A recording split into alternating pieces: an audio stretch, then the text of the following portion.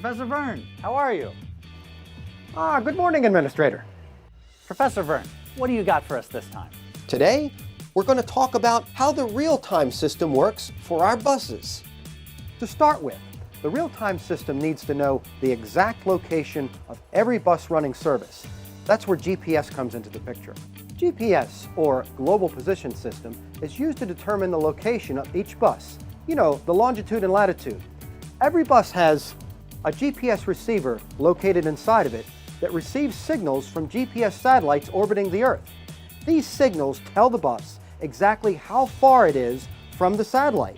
Now, if a bus receives signals from a minimum of 3 GPS satellites, that bus can determine exactly where it is on the Earth.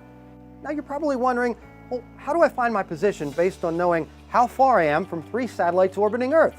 Well, it's actually simple. GPS uses a process called trilateration. Essentially, if you imagine that we're trying to locate you on a map of Baltimore by knowing how far you are from certain landmarks, and to start with, let's say that we know you're 2,600 feet from Shot Tower. Now, if we draw a circle on that map with a radius of 2,600 feet around Shot Tower, we can say that you are definitely somewhere along the circumference of that circle.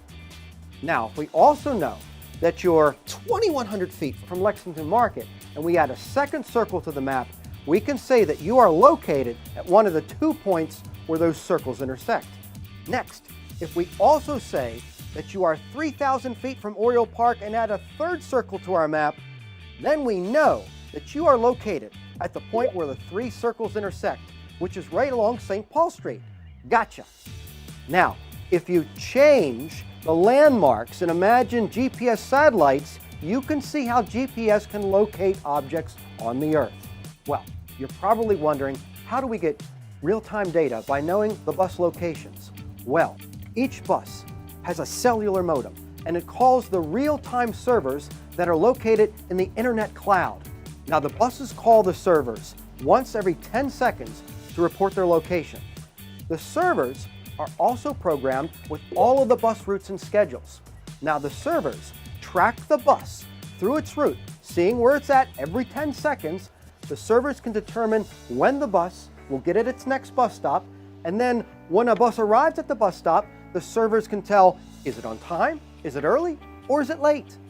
Now, the real-time servers send this information through the internet to the passenger information signs, and also make this information available for smartphone real-time transit apps. And that's how real-time works. And it's been my pleasure talking about it today.